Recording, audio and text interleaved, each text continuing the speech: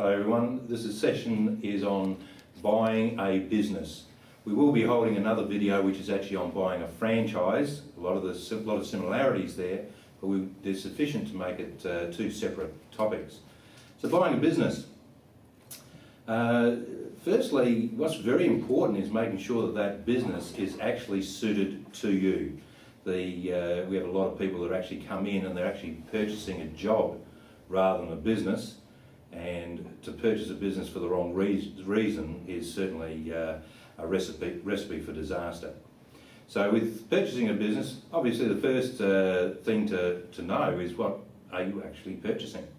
Be very clear of what it is within any documentation that you know for sure what you are purchasing, that there's no doubts in your mind whether whether any of the equipment is that you're actually purchasing, stock, whatever, that you are actually gaining that. And also client lists as well, because client loyalty is very, very important. If you're buying a business that has got significant turnover, that turnover is client loyalty to the individuals in that business. When those individuals go, those clients may well do as well. So you certainly need to do your research in that area as well. The other, when I mentioned documentation, it's certainly advisable to have a Form 2 where possible. That is a document which is organised by the seller's accountant to give a true record of what the financials are of that business, and should also include what is actually included in the sale. Very, very important that you get that or similar documentation and get it checked by either the likes of us at the BEC or your accountant. And when coming to us, if we think it's important, we'll also get you to go to an accountant as well, in any case, depending on the circumstances.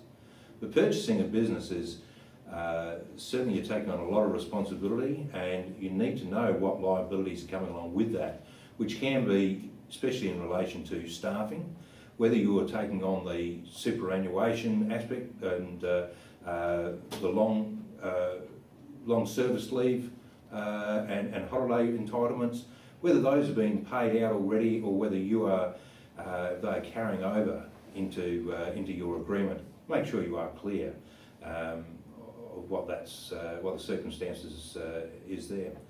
Also, that within the business that you're buying is that the skilled staffing that are required within that business, that if you do or don't have it yourself, whether there are others that you may need to employ in that industry or in that business in particular, that they are available. For instance, we've had people come in who are looking at buying a butcher's shop for an investment and not having any butcher's experience.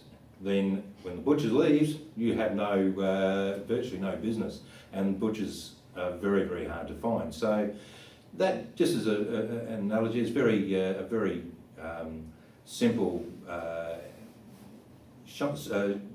indication, but it's very, very clear that you're able to operate that business if the staffing do drop down or you're going to grow further.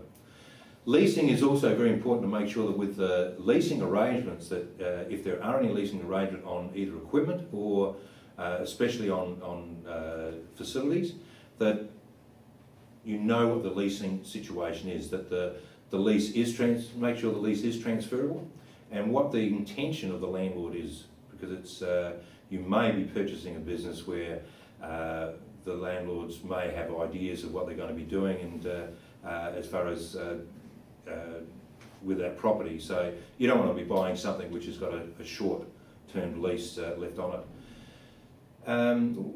With that as well, it's always a good idea to understand and try to get a picture of why the person is selling the business.